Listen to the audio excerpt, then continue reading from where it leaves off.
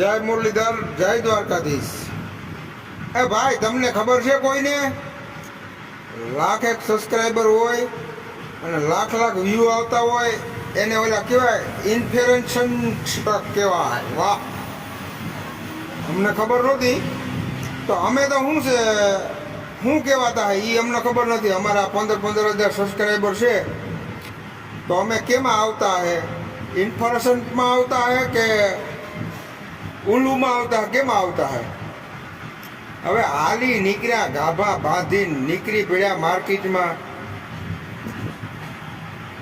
Subscriber કેને બનાવ્યા કહેવાય ખબર છે?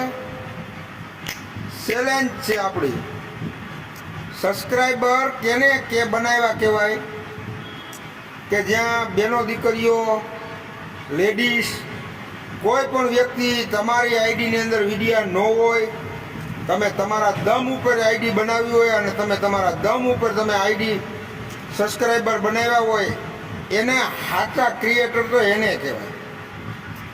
તમે ચાલુ ગાડી થપડું મારો બાયુને અને દુનિયાને દેખાડો, એને ક્રિએટર ન કહેવાય, એને બાયલા કહેવાય। શું કહેવાય? બાયલા।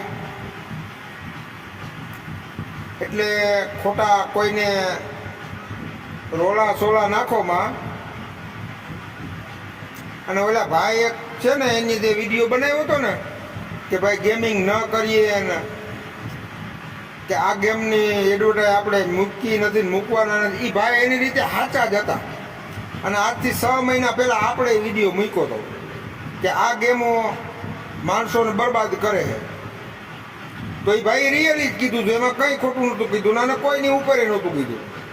એને પોતાએ વિડીયો બનાવ્યો હતો પબ્લિકની જાગૃતતા માટે, તો એની કોઈ વ્યક્તિ ઉપર નહોતું કીધું। તો આ તો તમે ચડી બેઠા ને એટલા માટે એનું પરિણામ ભોગવવા માટે તૈયાર રહેજો। અને લગભગ દાદા ભાગનું ખોખરું થઈ ગયું છે, ઘણા બધા લોકો આમાં બરબાદે થઈ ગયા છે।